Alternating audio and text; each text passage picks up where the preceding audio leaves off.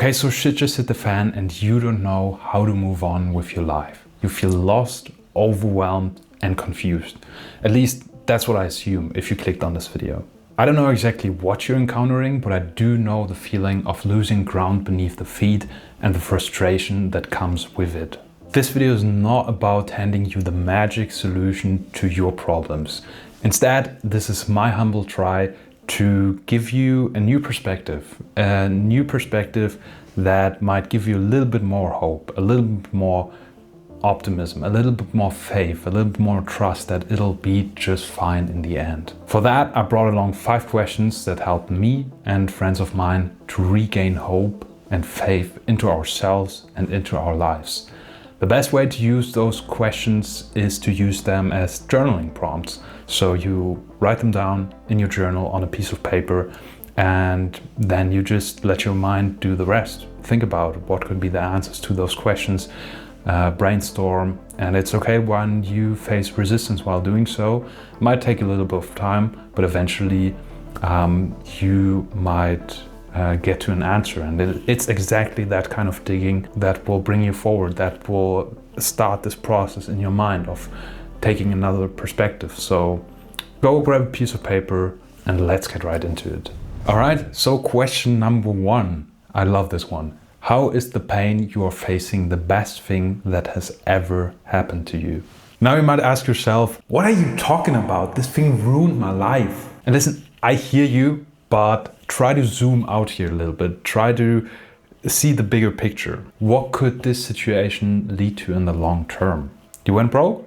Or maybe this is your chance to learn to deal with money and finance from the ground up, understand the basics, and maybe this will lead to financial well-being in the long term.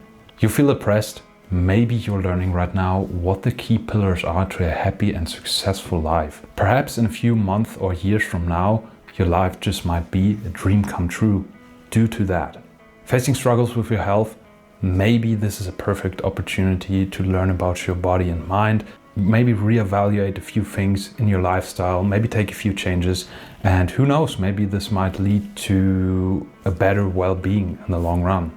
You see, I could go on and on here, but the point I'm trying to make is, what could this challenge and this situation lead to in the long run? What could grow from that? What could evolve from this initial struggle? Because as a wise person once said, you don't get a flower to grow unless you throw some shit on it. Eminem grew up in an unstable home in poverty, got frequently bullied due to his skin color and struggled to fit in. But it was exactly this pain that brought his music to an entirely different level. His music clearly stood out, the audience could feel the authenticity of his music, and eventually he went on to become one of the greatest rappers of our time.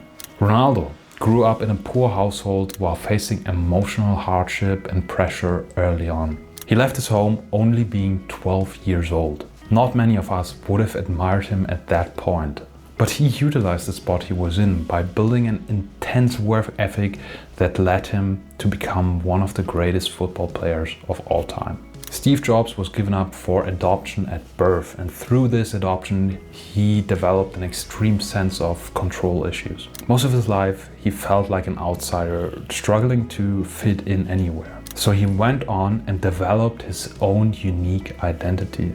He feared mediocrity more than anything, and through that he built extreme standards. Yet it was exactly those traits that made him and Apple so outstandingly great. He didn't try to fix himself or the circumstances. Instead, he fully leaned into who he was and what life molded him into. I'm not saying you need to become one of those persons. I'm not saying that success is the solution to all your problems, but I want to show you where this pain you are experiencing could lead to in the long run for you, for your life.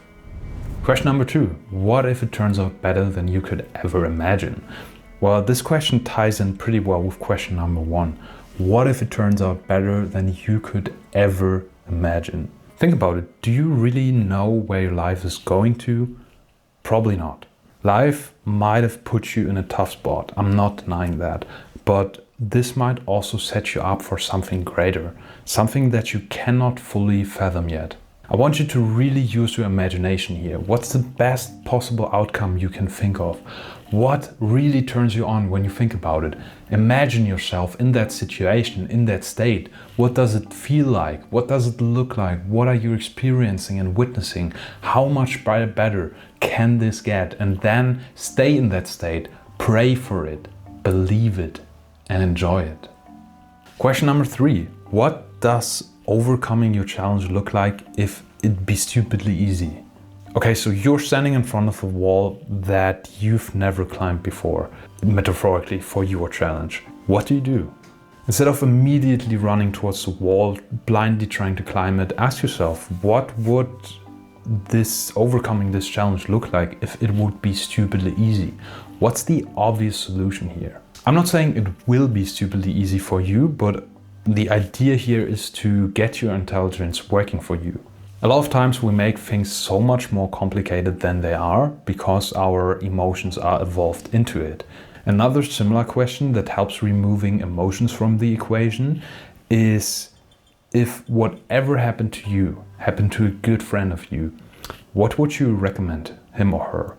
A lot of times what happens is that the solution suddenly becomes obvious to us. Sometimes we just need to see our challenge from a different perspective. And often that happens once our nervous system has finally regulated. Question number 4, how can you harness the full potential of your imagination? I truly feel that we're deeply powerful beings in our essence, but often the power of our imagination is being shut by imposing limiting beliefs upon ourselves or by being in a state of constant stress or pressure. My invitation is here to ask yourself, how can you reconnect to that powerful creative essence? Maybe it's by taking a pause from everything and going for a long walk without your phone, or even taking a couple of days off. Maybe you need to let go of some steam and all you need to do is go for a workout. Maybe you just close your eyes and meditate, or you just talk to a good friend. Whatever helps you to recenter yourself. Usually all we need is a little bit more silence, a little bit less distraction. Usually that's when our greatest insights come to us. That's why a lot of good ideas come under the shower, because we're not distracted. We're just being with ourselves. And that has become incredibly rare in today's day and age, unfortunately. And once you've cooled down a little bit and got some silence in, something I really like to do after periods of silence is to put myself in a position to get inspired. This could be by going to a place I've never been before, learning about something that I've never thought of, listening to new music, or learning about a new language, really whatever, just doing something new that seems like there's a pull towards, or that where I feel interested about or curious about. I often feel like doing things in a new way or challenging myself to do things in a different way opens up something new to me, a new thought, a new idea, new inspiration, and maybe even a new taste of life. And with that sort of energy, it's way more likely that you can playfully grapple with the challenges that life throws at you, because you're not so serious anymore. It doesn't feel like it's about you, it's about something bigger, it's about life. All right, last but not least, question number 5. What is the smallest and easiest step you can take in order to move in your desired direction? Okay, so by now you might have a somewhat clear picture of where you want to go. But you might also ask yourself, where do I start? You might have heard by now that an elephant is being eaten one bite at a time. And so is your desired direction or goal. Well, it's actually not being eaten but accomplished, but I guess you get where I'm trying to go here. If you're somewhat like me, you tend to overthink and you would like to plan out each and every step before you even start and have the entire project planned before you even take the first step. But usually it doesn't work that way. One thing that I came to learn over the last couple of years is that clarity comes through action. And usually step 3 and 4 become obvious to us once we take step 1 and 2 and not by over contemplating at the starting line. So ask yourself, what's the smallest and easiest step you can take in order to move in your desired direction? Even just a little bit. At this stage, it's not so much about reaching giant milestones and crushing it completely. It's much more about just getting started and establishing the habit of getting into action, of showing up for whatever it is that you want to accomplish. And you'll see, once you do get started, you will feel a certain kind of satisfaction because you're on your way there. You're doing what it takes to get to your desired destination. It's almost like being in the right bus. If you're in the wrong bus and it moves in the wrong direction, you will start panicking. You will be like, where's this going? Like, something's off here. And if you're in the right bus, you just feel perfectly fine and you can enjoy the journey there. And that's how I feel about our actions as well. So ponder upon the meaning of your pain and what might result from it. Let your wildest imaginations play out. Look upon your life and your challenges through different lenses. Use your imagination wisely, and most importantly, take action towards your desired changes. Feel free to share in the comments below what you're struggling with and how you will rise from those challenges that you're facing. Make it official, write it down, and I'm happy to read and respond to all you guys' comments. And if your challenge right now is to find purpose and meaning in your life, I recommend you to check out this video. In this video, I'm sharing an AI prompt which helped me to find my purpose with the help of the Ikigai model. For all that being said, thank you so much for watching. I wish you the absolute best. God bless you, and I see you in the next video.